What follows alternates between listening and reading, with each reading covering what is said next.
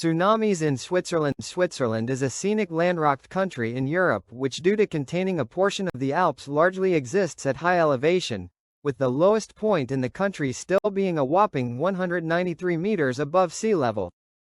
With this in mind, you might be asking how a tsunami could have occurred in this country, with all points in the nation being a minimum of 155 kilometers from large seas or oceans.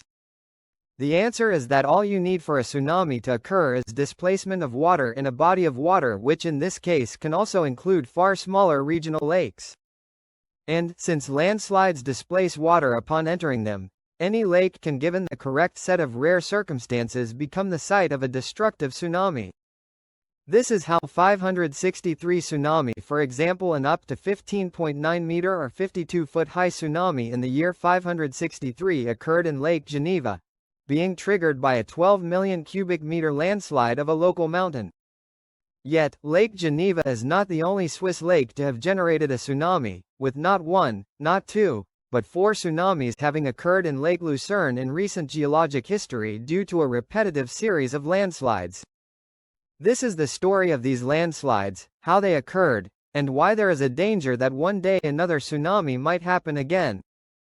On September 18, 1601, the ground-strong earthquake unexpectedly began to rapidly shake.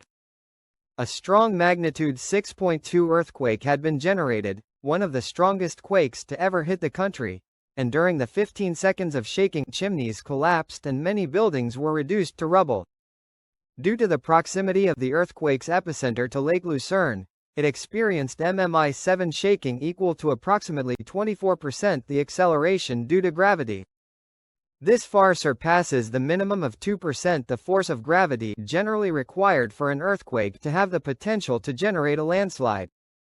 As a result, 1601 tsunami, the significant ground motion combined with the effects of liquefaction on several sections of sediments lining the bottom of Lake Lucerne, creating multiple simultaneous underwater landslides.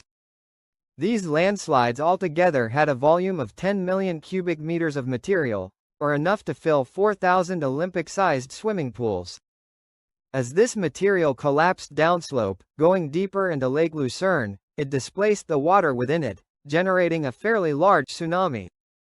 For modeling purposes, this video will only focus on the largest of these slides, which contained a volume of 6 million cubic meters, which occurred at about 100 feet depth south of the town of Weggis. This tsunami had an initial maximum wave height of 6 meters or 19.7 feet, and at a speed of 62 miles per hour or 99.8 kilometers per hour raced across Lake Lucerne.